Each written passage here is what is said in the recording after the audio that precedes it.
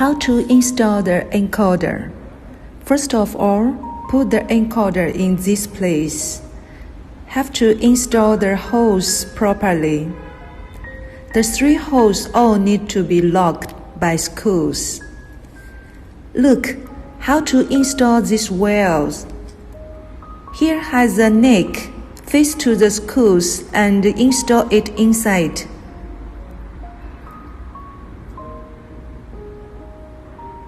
There are 2 screws, front and back, all need to be locked.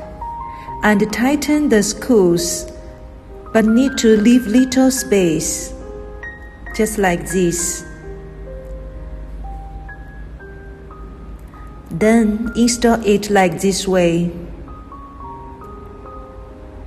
This is how to install the encoder.